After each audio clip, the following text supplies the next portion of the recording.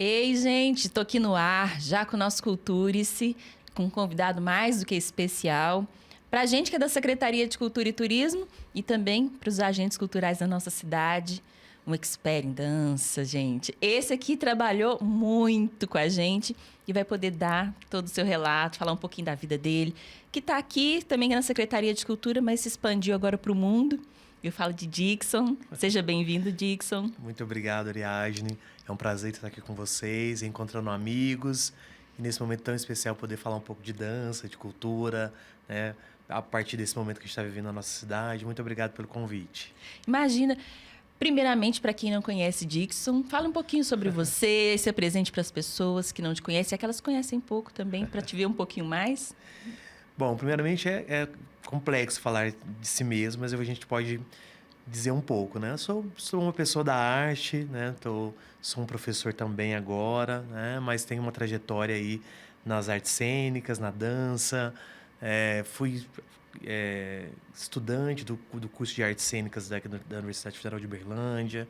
Fiz uma trajetória também na dança. Fiz doutorado na área de artes visuais na Unicamp. Depois fiz mestrado, né, na Unicamp. Depois fiz doutorado em educação. Hoje sou professor do Instituto Federal do Triângulo Mineiro, do campus Uberlândia Centro, e também sou professor do mestrado profissional, Prof. Artes da UFO, orientando na área da educação para as relações étnico-raciais, né? Isso é um pouco aí dessa linha mais acadêmica, né? Mas uma linha também mais afetiva, né? Eu sou filho da Dona Isabel, do seu Pires, né? Um casal de congadeiros lá de Araguari, né? Então, eu sou fruto dessa cultura popular, eu sou fruto desse tambor, né? Sou fruto desse terno de Congo Verde de Araguari, que foi o terno que até hoje é o terno padrinho de todos os ternos, né? Então, venho desse lugar também, né? Venho também das religiões de matriz africana, né? No qual a gente pensa também, né, como lugar de resistência, né? Como lugar de manutenção desses saberes também tradicionais ligados à cultura popular, né? Então também estou nesse lugar, né?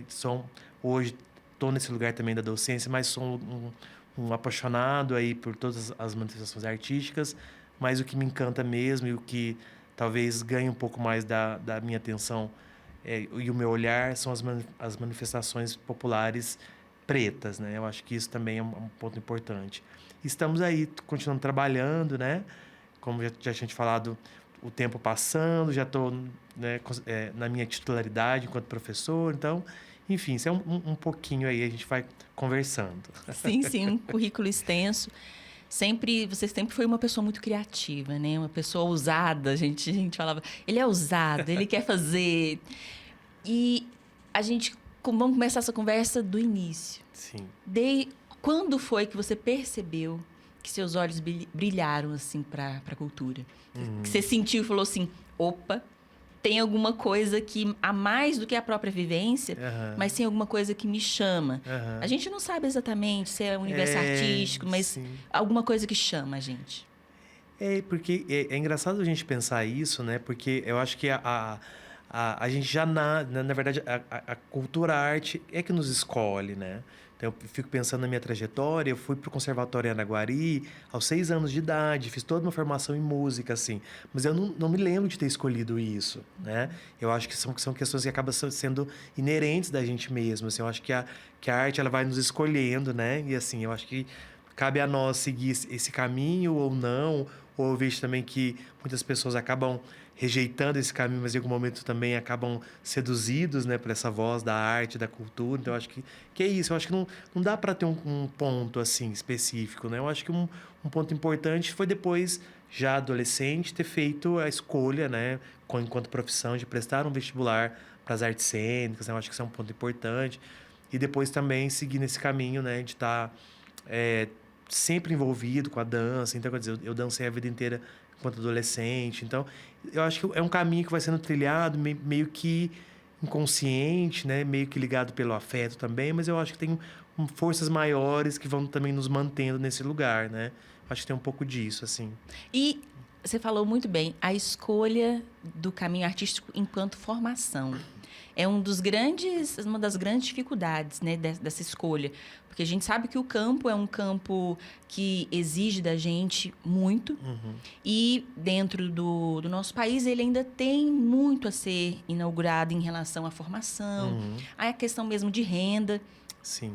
Essa escolha, quando você fez essa escolha, como é que foi para sua família, para as pessoas assim? Eu acho que isso é meio que comum, assim, para todos nós, né? A gente pensar que a gente vive dentro de uma construção social, né? Onde a gente tem as grandes heranças positivistas, né? Onde você tem as áreas das ciências duras, como as ciências privilegiadas, né? Então, é claro que meu pai queria que eu tivesse feito, sei lá, arquitetura, né? Até prestei vestibular para arquitetura, passei, mas desisti. Mas, enfim, eu acho que os pais, naquela época, né? Algumas décadas atrás, não imaginavam para os seus filhos esse lugar, né? De seguir uma carreira artística, uma carreira na área da cultura, porque até hoje ainda é muito assim. Eu converso muito com os meus alunos do ensino médio, do IFTM. Então, hoje em dia, são pouquíssimos estudantes que vislumbram uma carreira artística.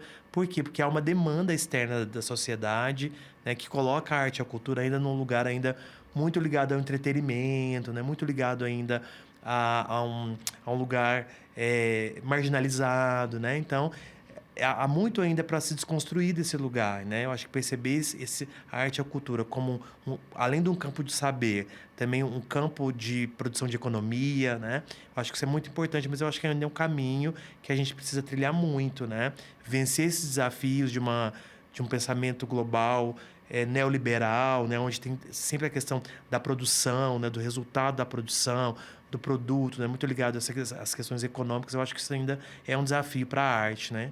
Entender que a gente opera em outro sistema, o que nos move são outros esquemas, né? E que mesmo assim, né? A gente pode ver aí, estava vendo um estudo recente, o quanto a arte e a cultura movimenta o PIB do país, né? Várias são as cadeias produtivas que vêm da arte e da cultura, mas no campo profissional acho que isso ainda é um grande desafio, né? Assim, vir um aluno ou uma aluna, né, aos 16 anos optar por uma carreira artística é algo ainda bem, assim, bem sui generis, assim, né? São poucas ocorrências disso tudo, né? Até mesmo porque, se a gente pensar profissionalização no campo da cultura, existem poucas áreas que a gente vislumbra. Você vai fazer artes cênicas, que é o nosso caso, você vai ser atriz, você vai ser ator, mas não pensa as artes cênicas enquanto agentes técnicos. Sim. Né, que trabalham com som, com luz, sim, com figurino. Então, isso tudo já existe no campo, em outros campos também, e as artes cênicas produzem também. E outra coisa, você ser um agente Exatamente. cultural. E você sabe, Eliade, que esse até eu estava numa reunião antes de vir para cá com os outros professores de arte do Instituto, que é uma discussão muito forte que a gente faz, né?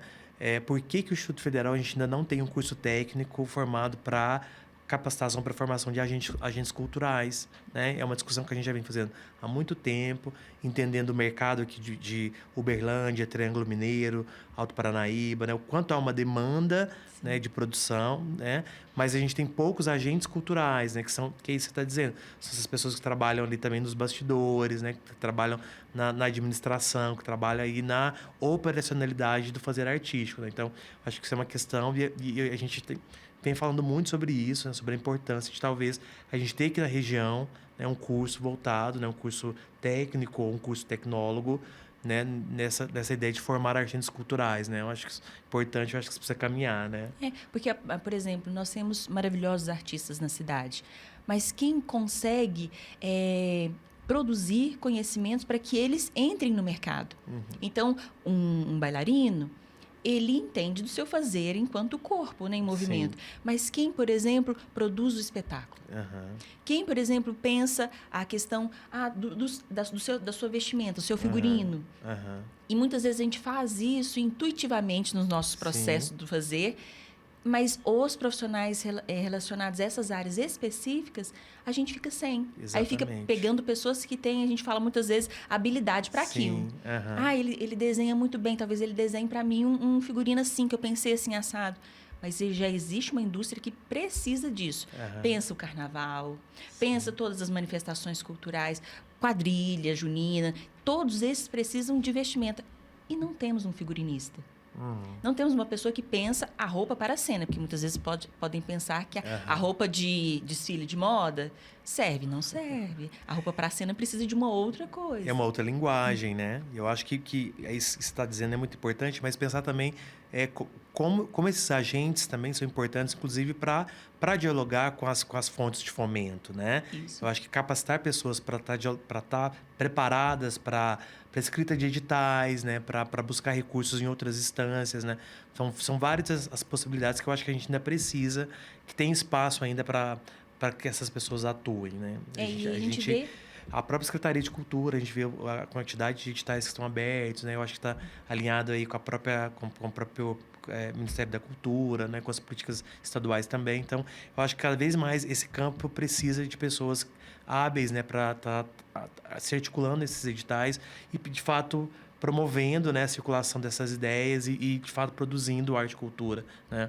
Mas tendo esse olhar, né? De pensar que o campo da cultura também ele precisa se profissionalizar, né? Nesse sentido de poder entender como é que essa roda toda funciona, né? E como é que a gente pode estar cada vez mais inserido nesse fazer, né? Buscando articular os recursos, né? Articulando a formação de pessoas e, como você está dizendo, formar toda a cadeia produtiva, né? Desde o figurinista, o cenógrafo, do bailarino, enfim, que possa, de fato, ser uma indústria que possa ser cada vez mais fortalecida. E se manter enquanto profissional também, né? Exatamente. Porque a manutenção do profissional, ele é muito alto.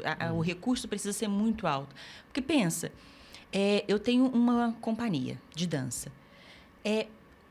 Você captar recursos, ter um espaço próprio isso requer uma administração para além da habilidade artística. Aí, quando a gente pensa que as maiores companhias nesses últimos tempos têm tido dificuldade, aí você pensa nas pequenas. Exatamente. Nós estamos no interior do país, né, num circuito que ele ainda é tímido, mas ele existe. E como é que esses grupos vão se manter? Então eu tenho um produtor que consegue angariar recursos por meio de editais, ou até mesmo, quando a gente pensa na manutenção do grupo, como é que eu trago as empresas e os recursos privados para também conseguir manter, para também não ficar à mercê dos editais públicos, né? Então, é muito complexo. Para uma pessoa que, por exemplo, eu danço. Aí eu danço, tenho que cuidar de edital, tenho que cuidar de marketing, tenho que cuidar de toda essa cadeia. O artista chega a um ponto que ele fala, ou eu não dou conta e me coloco em outra área, ou eu dou conta de forma muito mambembe, mas também ficando nas migalhas que existem naquele setor. Acho que entender que é preciso formar pessoas para cada um dos processos, né? Isso. Não dá para ser polivalente, né? Essa ideia da polivalência, eu acho que ela ainda é muito presente, né? E dura, nas né? questões, né? Então, assim, e é isso que você está colocando. Então, precisa pensar pessoas para atuarem nas diferentes frentes, né? Eu acho que isso é o mais importante. E uma das caminhadas que você também teve um grupo, né, o Terracota, Sim. que passeou pelo Brasil, teve uma enorme chamada. E o seu processo criativo, enquanto diretor, enquanto a gente fala que é um coordenador, né, das habilidades dessas pessoas. Como foi formar esse grupo e quais foram os desafios que você teve? Porque você pegou um grupo jovem. Sim. É interessante você dizer isso, né? Eu acho que o Terracota ele foi um marco dentro da história da dança, né? Da cidade, da região, do país também. Mas eu acho que preciso voltar um pouco atrás, assim, né? De pensar que eu estava pensando muito sobre isso agora para escrever um texto, de quem conta a história dos corpos pretos, né? Então eu acho que isso é muito importante a gente pensar, porque acabou que a minha produção criativa acabou sendo muito reconhecida pelo Terracota, mas ela começa muito anterior. Ela começa lá com o Balé Folclórico da Universidade Federal de Uberlândia, né? Que foi um grupo formado pelo professor Edilson, que hoje está no Ceará, e que foi um grupo que formou assim, a maioria dos bailarinos pretos da cidade, né? Então, passaram várias pessoas por aquele grupo. Então, eu passei por aquele grupo, o Sidney passou, o Chocolate, né? Que infelizmente faleceu na pandemia, passou por esse grupo. Então, a gente teve várias pessoas, o próprio Laca passou por lá, o Cláudio. Então, a gente teve uma série de pessoas que, em algum momento, foram passaram pelo balé folclórico da Universidade Federal de Uberlândia. E foi um espaço muito importante de formação de profissionais. Né? Adriano Ribeiro passou também lá, né? Rogério também passou por lá, Valéria. Então, uma série de pessoas passaram por lá, né? E que cada um delas foram buscando outros caminhos, né? Foram trazendo outros caminhos. Então, só dessas pessoas que eu falei, então você tem o Sidney, que acabou depois sendo uma pessoa muito importante para a Vultos Companhia de Dança, né? O próprio Adriano Ribeiro, que depois foi para a música, mas que leva toda uma ideia, uma cena, né? Uma cena e toda uma preocupação com as questões, né, ancestrais, né? Você tem toda essa questão. Então, você vai vendo que aquele lugar foi um lugar de muita formação, né? De pessoas pretas, né? E aí eu fico... e aí quando a gente analisa a ideia dos festivais, analisa a ideia das próprias produções acadêmicas que são pensadas para dança, são poucas as pessoas que estão pensando nas danças pretas, né? Que é aquilo, quem está contando a história dos corpos pretos que dançam, né? Então, isso é uma preocupação, né? Assim, que legados, né, a gente tem de registro dessas pessoas, dessas produções, né? Porque quando você olha para a história da dança de Uberlândia, você consegue identificar momentos muito importantes da dança de Uberlândia, né? Mas, ao meu ver, ainda é muito tímida as pesquisas e os projetos que ainda trazem a questão, né, da negritude, né, que traga a valorização, o reconhecimento das pessoas pretas que fizeram e que fazem a dança de Uberlândia até hoje. E ela foi a base, né? Então, eu acho que isso é muito importante a gente poder pensar. Então, eu fico pensando que o Terracota, assim como os outros grupos, como o próprio Balé de Rua, como a Vultos Companhia de Dança, né? Como o próprio Manos do Hip Hop, que foi um grupo extremamente importante para a história da cena do hip hop de Uberlândia, né? Que foi um grupo coordenado pela Dona Hermesinda, né? Então, acho que existiram muitas iniciativas que vêm desse lugar, né? Das pessoas se pensarem ainda como corpos pretos, mas isso, aliás, né, os projetos de pesquisas e textos, né, que estão registrando essas histórias são ainda algo muito ínfimo, né? Então, eu acho que já dizendo isso aqui, né, o que a gente está fazendo aqui hoje, eu acho que isso é memorável, porque nós somos duas pessoas pretas aqui discutindo dança, né, numa cidade onde a gente sabe que a gente tem aí uma produção ainda muito embranquecida, né? Você tem aí uma produção, uma valorização ainda das matrizes europeias muito grandes, né? Então você tem várias escolas de balé clássico na cidade, né? Você tem várias escolas de jazz, né? Mas aonde estão as escolas de dança afro, né? Quais são as referências das nossas crianças pretas que querem dançar, né? Ou elas vão para esse lugar das escolas de dança clássica da cidade, né? Ou elas ficam circunscritas às manifestações populares, que não é um problema, obviamente, né? Eu acho que é isso. Mas eu acho que tem uma outra dimensão também, que é uma dimensão dessa pedagogia da dança que, de fato, considera as matrizes negras, né? Que considera essas matrizes de referência e se coloca isso também como uma possibilidade, né? E de pertencimento nesses outros espaços também, Exatamente. né? Desses corpos, né? Exatamente. Então, eu acho que a gente tem que pensar muito sobre isso, né? Então, eu acho que você acabou me fazendo uma pergunta, eu fui para outra, assim, né? Mas ótimo. Enfim, a gente vai conversando sobre isso. Então, eu acho que é isso, assim. Eu acho que falando especificamente do Terracota, eu acho que o processo criativo e tudo que envolveu o Terracota, eu acho que foi fruto daquele momento que a gente estava vivendo na cidade, mas de pensar também como que naquele momento era possível fazer dança com jovens, né, a partir do que se tinha e lutando mesmo assim, sendo um grupo de resistência, porque nós participávamos de muitos festivais, né? Em sua maioria, único grupo. Único. Então, assim, a gente era conhecido como grupo assim, tem lá os 8 pretinhos do Dixon, num festival que era, assim, só tinha pessoas brancas. Quando a gente dança no Festival de Joinville, foi incrível, porque as pessoas, assim, era né? Não sei se a gente pode considerar isso como ponto positivo, mas a gente era marcado muito rapidamente, porque só tínhamos nós. E os únicos assim, corpos pretos possíveis ali, né? exatamente. Então, eu acho que isso é uma questão que marca também muito, porque os meninos, né, os bailarinos, os meninos, eles vêm dessa matriz das danças populares, então, eles vêm do congado, muitos da capoeira, muitos das danças de terreiro, de candomblé,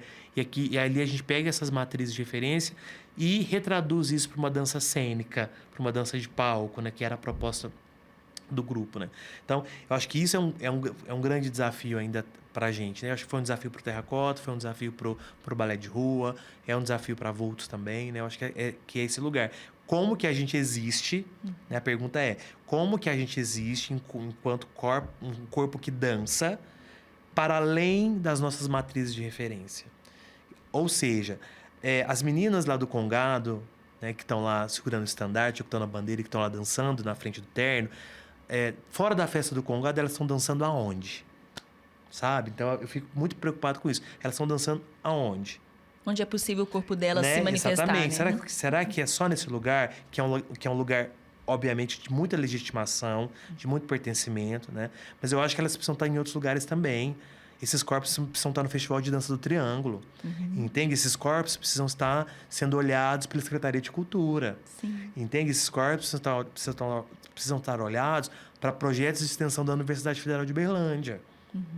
Entende? Sim. Para quê? Porque esses corpos que estão ali pulsando na cultura popular, eles possam também ser esses corpos que depois vão estar pulsando na academia, possam estar ensinando suas pedagogias, né, assim, nos projetos, possam estar ocupando o seu lugar, o meu lugar, possam estar ocupando, né, sendo professor de outras escolas, possam estar fundando as suas escolas de danças pretas, como a gente vê em Salvador, como a gente vê em Ouro Preto, como a gente vê em BH, como a gente vê em outros lugares, entende? Então, eu acho que a gente precisa pensar nisso também, né? Que esses corpos, enquanto corpos artísticos, eles precisam estar presentes e dançando também fora das manifestações. Sim. Né? Eu acho isso também muito importante a gente pensar.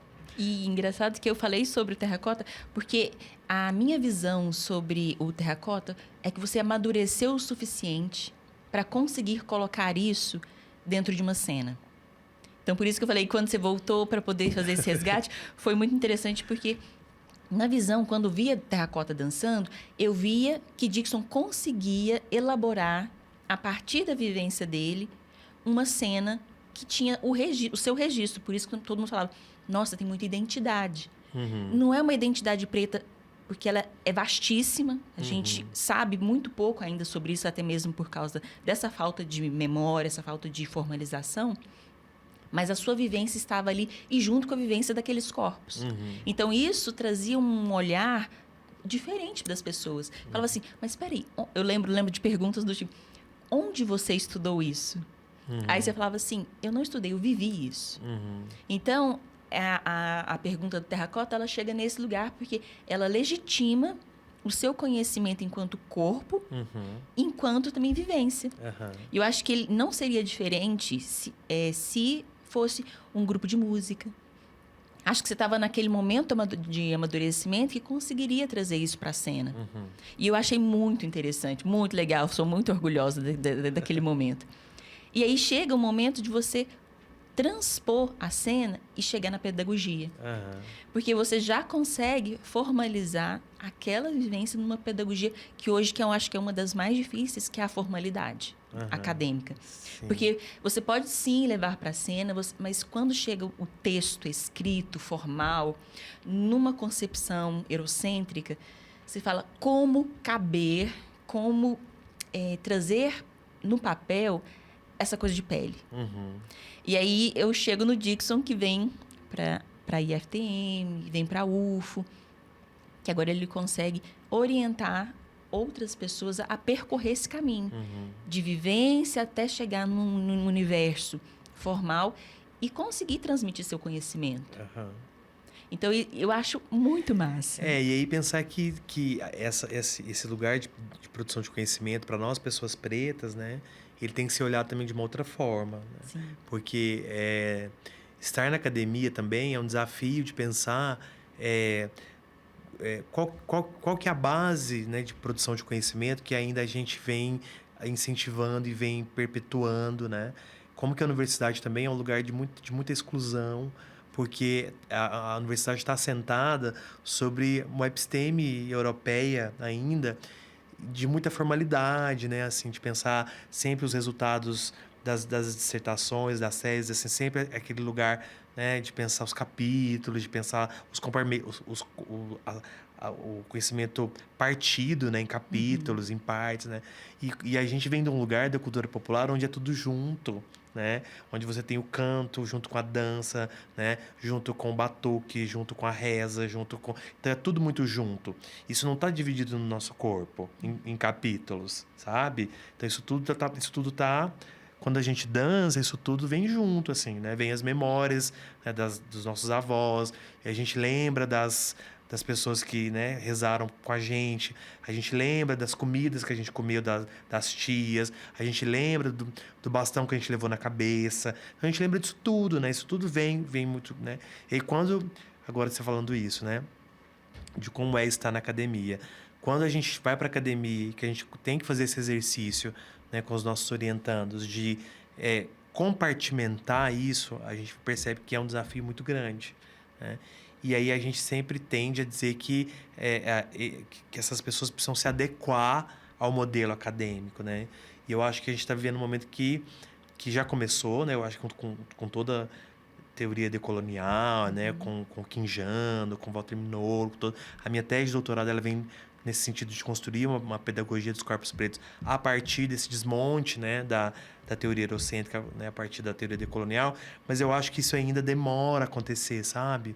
Acho que é um processo ainda que demora muito, muito, muito.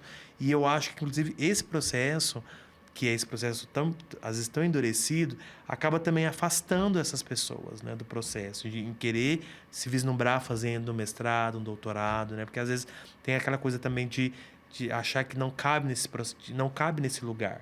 Ou que não consegue fazer dessa forma, né? Eu acho que tem duas questões aí, né? Eu acho que tem uma que também a gente não ficar também pensando... A gente poderia pensar essa questão a partir da Grada Quilomba, que vai dizer sobre a síndrome do impostor, né? Que é aquilo que nós, pessoas pretas, a gente foi ensinada pela branquitude que nós não podemos ocupar certos espaços. E quando a gente ocupa esses espaços, a gente cria internamente um sentimento, que é um sentimento como se a gente fosse um impostor, e a gente não deveria estar naquele lugar. A gente tem visto agora, não sei se você sabe, mas agora eu também estou na psicologia. Ai, que Depois ótimo! eu vou te contar um pouco sobre essa história. Então, eu venho estudando um pouco isso também, né? Como que esse efeito é muito presente nas pessoas pretas, assim, de achar que elas não pertencem àquele lugar. Mas isso, na verdade, é um mecanismo de dominação branca ainda, né? De fazer com que aquelas pessoas sintam nesse lugar. Então, eu acho que tem isso, né? Que é essa questão que vai por um pouco desse lado, né, da síndrome de impostor. Mas também tem muito também desse lugar de perceber como que não só a universidade, mas as instituições, as escolas, né? Os órgãos governamentais que lidam com a cultura em geral, né? Precisam também ter um olhar metodológico diferente para essas produções. Exatamente. Entende? Então, assim, não faz muito sentido você esperar, sei lá, de um capitão de congado, né? De que tem lá todo o seu histórico, né? Às vezes que não teve letramento, que não... Né? Enfim, que ele consiga fazer um edital super complexo, né? Com várias referências, enfim, que tem um cruzamento de áreas do saber. Não, né? Então, como é que a gente, enquanto gestor público, também pode olhar para aquele grupo, para aquela manifestação, com um olhar de acolhimento, né? De entender o que é possível fazer, né? Entende? Eu acho que essa mudança de perspectiva, eu acho que ela vem acontecendo, né? A gente não pode dizer que isso não acontece. Vem acontecendo, sim.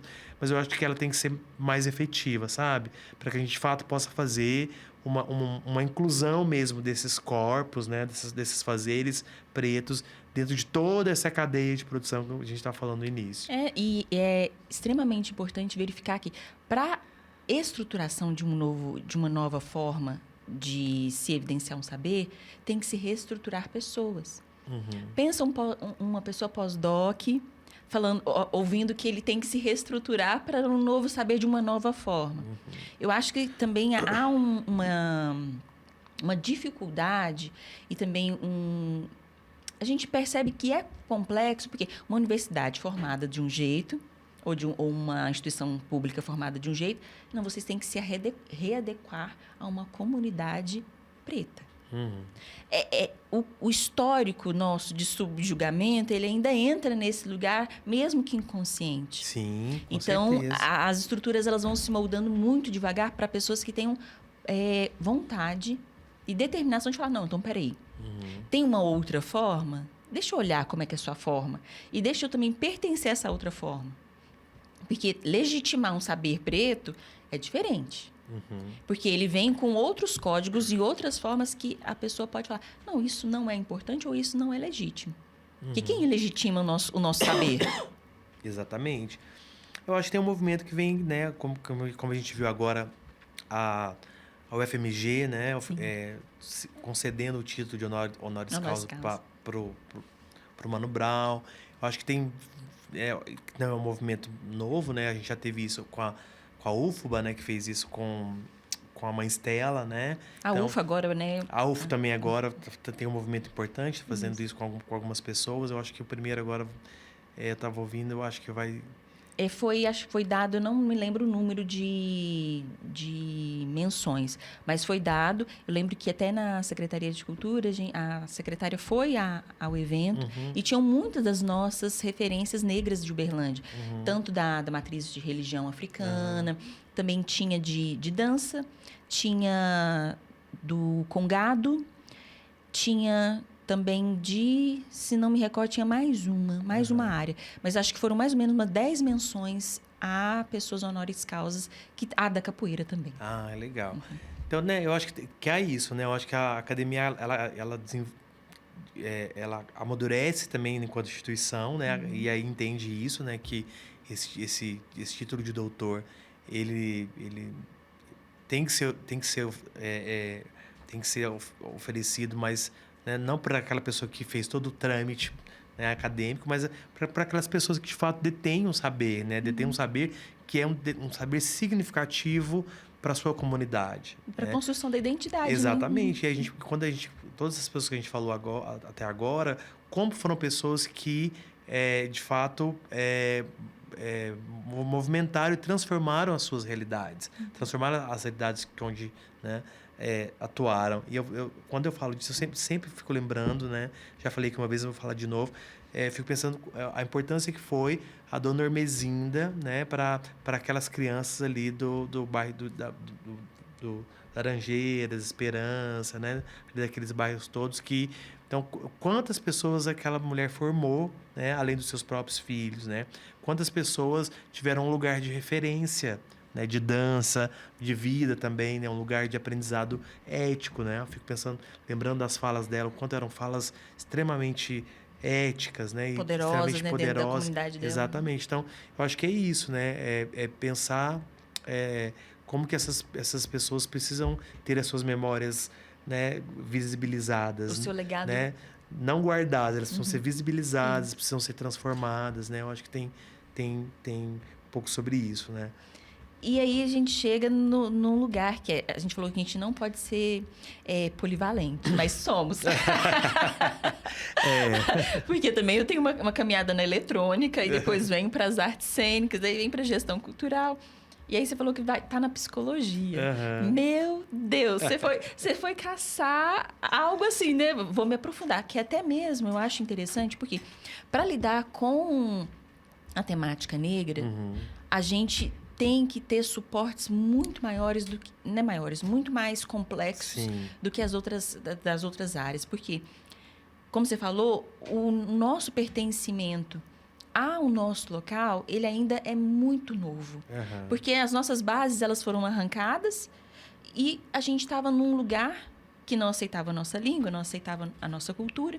E, de repente, fomos introduzidos em uma nova cultura e nos perguntam de onde você veio. Aí você fala... Eu ainda não sei, eu ainda estou caminhando para saber disso.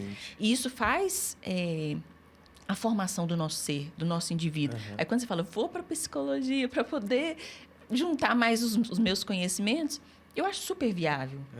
Porque para tratar sobre essas áreas, tanto culturais como a de raça, a gente tem que começar a pensar quem é esse ser. Uhum. E o que ele passou, o que ele traz pra gente. Aí eu fiquei encucada. Eu falei, gente, o Dixon indo pra psicologia, meu Deus, o que ele vai arrumar ali?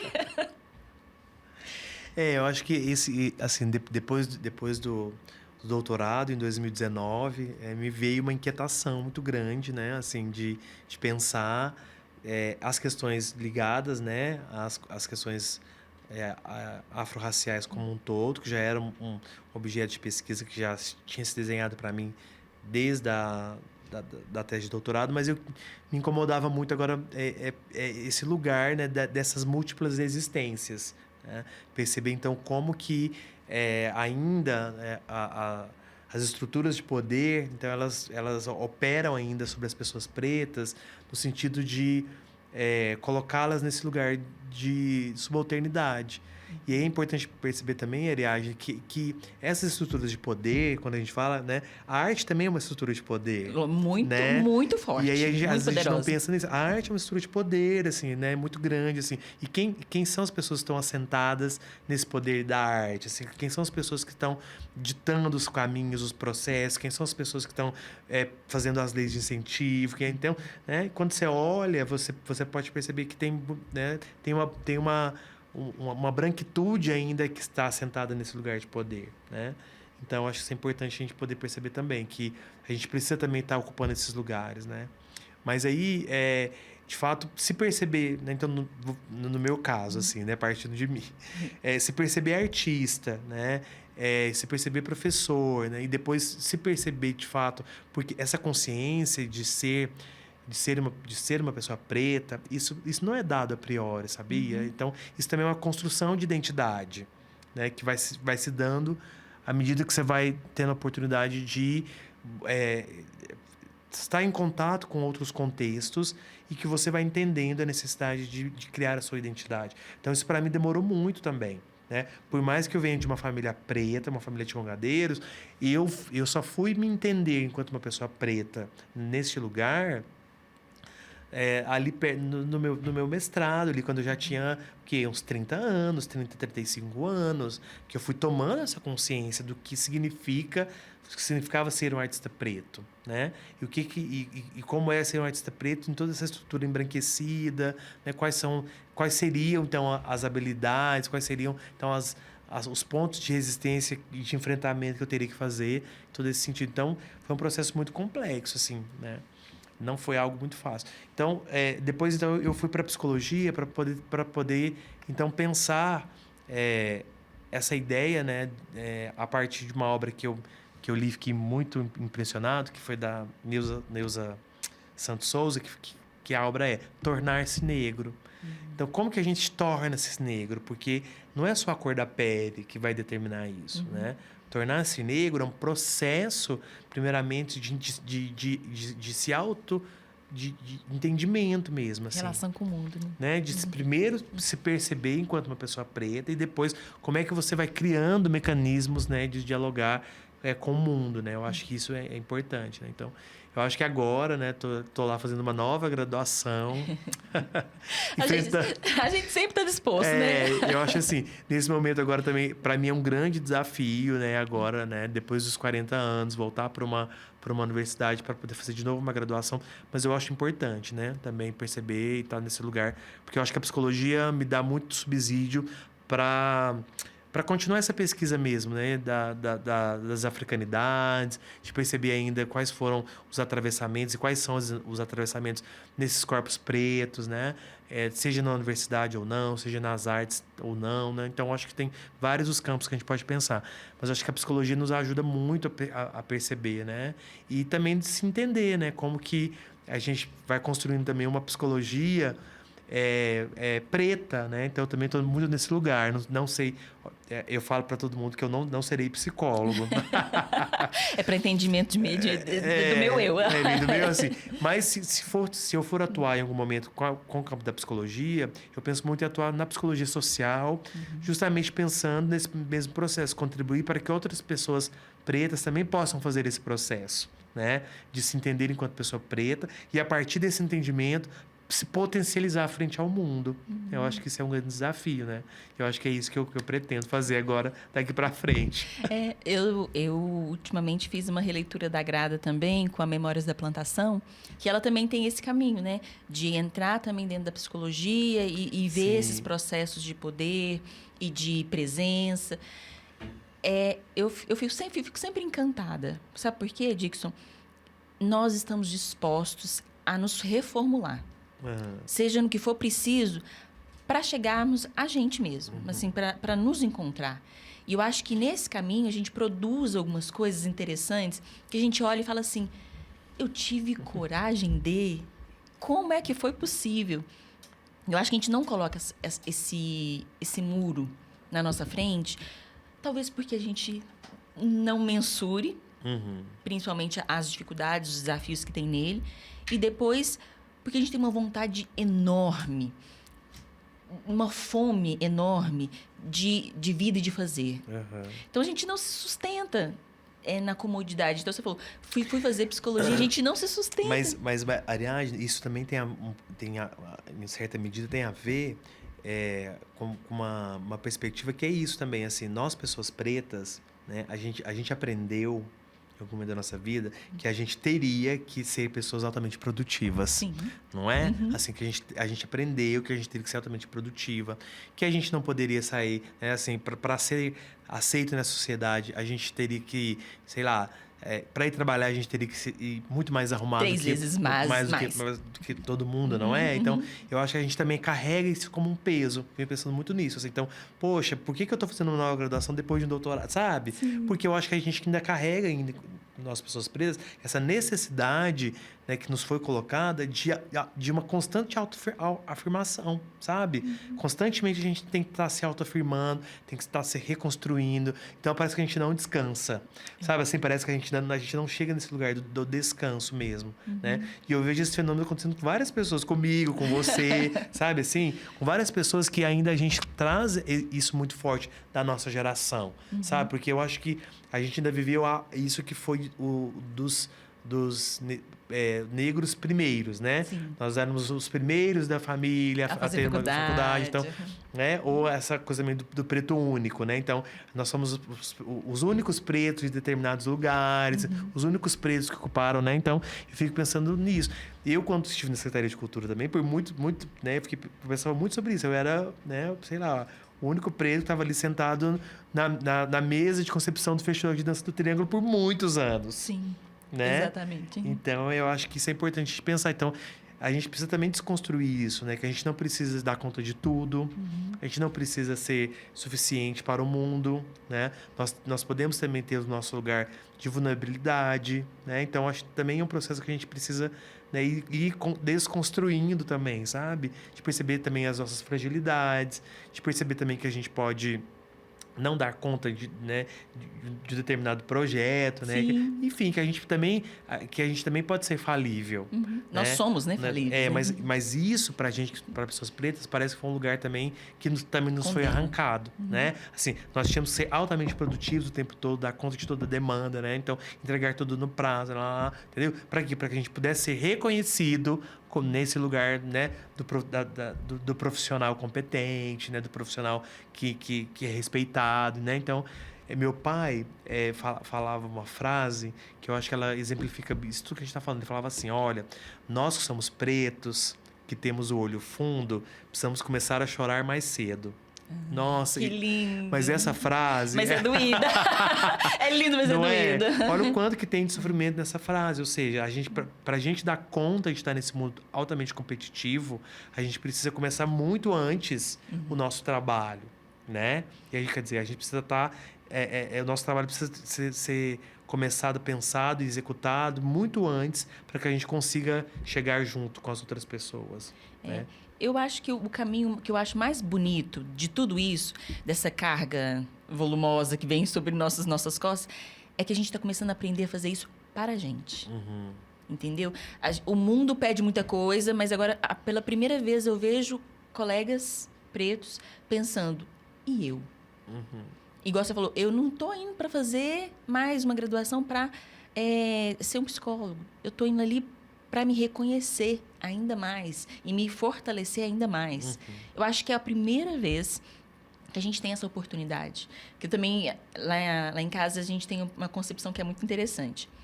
Meus avós, eles viveram para ter o que comer. Meus pais viveram para ter onde morar. E eu sou a geração que fui para estudar. Então, eu já tinha o que comer, já tinha onde morar, então agora eu vou estudar. Para que a próxima geração faça o quê? Ela consiga se reconhecer. Então, assim, eu acho que são caminhos que cada um vai trilhando nas partes, mas eu acredito que ele seja positivo. Muita gente fala, nossa, mas trabalha demais, faz coisas demais. Eu falei, talvez para que a próxima geração tenha essa possibilidade de ir além.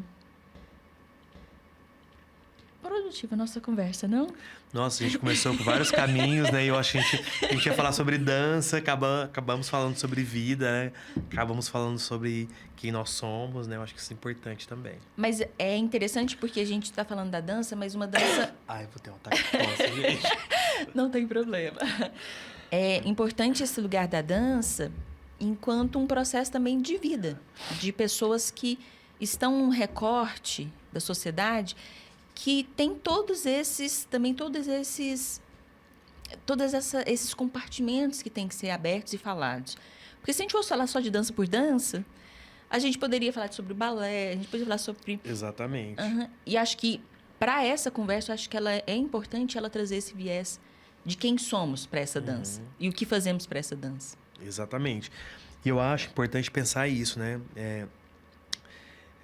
Quando a gente faz o Festival de Dança de 2010, com o título O Corpo Negro na Dança, eu acho importante esse festival porque ele traz para Uberlândia uma reflexão muito importante, né, sobre essa questão dos corpos pretos que estavam dançando. Eu acho que é um festival que abriu muitos espaços para que a gente pudesse fazer essas discussões que já vinham sendo feitas também. Né? Então, a gente teve grandes nomes aqui, né, na cidade. Né? Então, a gente teve representantes, né, de Germânia Coni, do Senegal.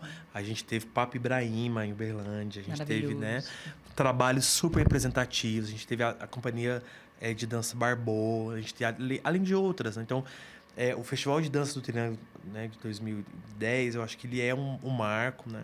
Recentemente, o Laca me procurou para poder falar mais sobre esse festival. E eu acho que nós que vivemos em Uberlândia precisamos estudar mais aquele festival, sabe? Olhar para aquele material. Eu fiz um recorte na minha tese para poder pensar um pouco, né? Mas eu vi que tinha muito material, né, para ser estudado ali. Porque eu acho que, por muito tempo, a dança de Uberlândia ela precisa se reconectar e precisa fazer o seu processo de reconhecimento das origens da dança negra. Volta para casa, né? Sabe? Precisa. Né? Eu acho que a gente precisa fazer essa tarefa, né? Que eu acho que o festival anunciou isso lá em 2010, mas que a gente ainda não conseguiu fazer isso, né? Que é o quê? Que é empreender pesquisas, que é empreender outras possibilidades de revisitar aquele material, né? Para quê?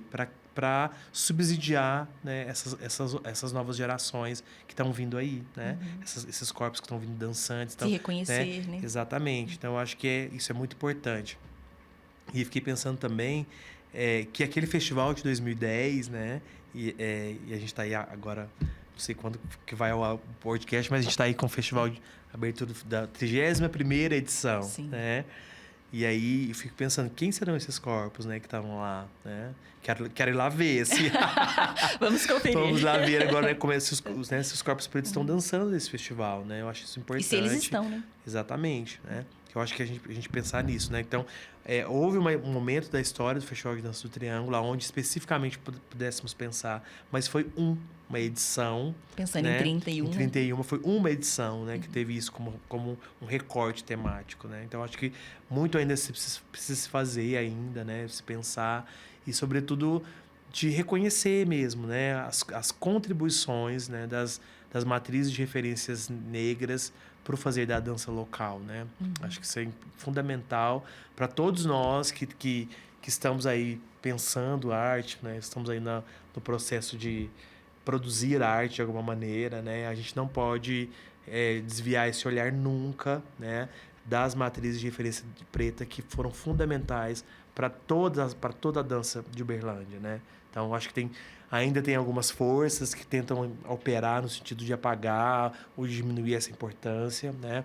Mas eu vejo também que é um movimento no sentido de valorizar, de reconhecer essas pessoas que vieram antes da gente, né? Que pavimentaram para que essa dança preta pudesse ser vista e reconhecida. E celebrada, né, no Festival de Dança do Triângulo, né? Eu acho que o próprio programa que a gente fez na Secretaria de Cultura, que chamava Traços, lembra? Isso, lembro sim. A Mostra lindo. de Danças Negras, né? Eu acho que foi muito importante, né? Foi um projeto desenvolvido pela Secretaria Municipal de Cultura, já obviamente na gestão da Mônica Debs, que foi um projeto de muita importância que por algum tempo ele vai sustentar não só financeiramente, porque lembra que tinha uma Sim, destinação produção, de cachê, mas sustentou um pensamento em dança preta na cidade, né? Então isso foi muito importante também. Eu acho que daquelas edições do Traços, que foi ali, né, a sementinha, né, que foi brotando ali para virar o Festival de Dança do Triângulo, né, aquela edição. Então eu acho que são esses lugares, né, que precisam ser retomados, né? Então, quem tá falando sobre Traços, né, assim, até uma pergunta que eu faço para vocês, né, assim, quais são os programas que a própria Secretaria de Cultura tem feito, né? Enfim, eu estou um pouco ausente das discussões municipais, assim, mas de pensar isso, que a gente não pode deixar de lado, né? A gente não pode nunca abandonar o olhar para essas pessoas, né? Para as pessoas pretas, periféricas, que estão ali produzindo do seu jeito, ao seu modo, com as suas questões, com as suas limitações, mas que são produções legítimas, né? São produções identitárias e que fazem parte, né, desse complexo, né, da produção local, né? Então a gente tem que ter esse olhar. Olha, vou deixar essa reflexão para nós da Secretaria de Cultura e Turismo, porque essas conversas, elas também servem também para auxiliar esse pensamento, essa reflexão. Vou agradecer, Dixon. Obrigada, Dixon. Imagina. Tá? Foi um prazer. Sempre é um prazer trabalhar com você e conversar com você. Vou agradecer vocês que estiveram com a gente até esse momento. O Culture-se é esse espaço, um espaço para a gente conversar, um espaço para a gente refletir e principalmente para a Secretaria Municipal de Cultura e Turismo dar oportunidade, dar espaço, dar visibilidade a pessoas que fazem a nossa cena cultural de Uberlândia. Obrigada, Dixon. Quer também se despedir, dar seus contatos, todos os seus hashtags, seus arrobas. Isso. Primeiramente, eu queria agradecer vocês, toda a produção da Secretaria Municipal de Cultura, parabenizar por esse projeto, né? Parabenizar por esse olhar sobre as culturas periféricas e marginalizadas. Eu acho que isso é muito importante. Eu acho que a Secretaria de Cultura é sempre inovadora, sempre trazendo soluções criativas que dialogam com o tempo. Então, fiquei muito feliz, né, por esse convite. E eu acho que a gente sempre tem que desenvolver. Então, estamos também aí nas redes sociais, né? Também, além de estar nesse campo também, venho atuando também como avaliador de festivais também, né? Então, estive o ano passado no Ceará, esse ano vou para Fortaleza novamente. Lindo, acho chique. Estamos aí nesse caminho também, né? E atuando na área da pedagogia também, né? Enfim, então, se quiserem me encontrar nas redes sociais, tá lá. Tem duas, tem, né, professor Dixon Duarte, né? Depois vai aparecer para vocês. E também... Chama o Disney. E também Dixon Duarte também. São duas redes sociais. A gente pode estar continuando esse papo, que eu acho que é um papo que a gente precisa muito. Não se encerra aqui, obviamente. Que a gente pode continuar conversando por lá também, tá? Muito obrigado, eu agradeço a todos. Mandem um grande beijo para a Mônica, por favor, né? Uma pessoa que guarda um grande carinho. Desejo sucesso a esse projeto e que vocês possam continuar fazendo a diferença na vida dos produtores de cultura da cidade de Uberlândia. Parabéns. Obrigada. E lembrando que dia 29 de abril é o Dia Internacional da Dança, né? Não mais aqui referenciado porque é Dixon Duarte, porque a assinatura é forte. Obrigada, gente. Vamos até o próximo capítulo desse Culture-se. Vem com a gente.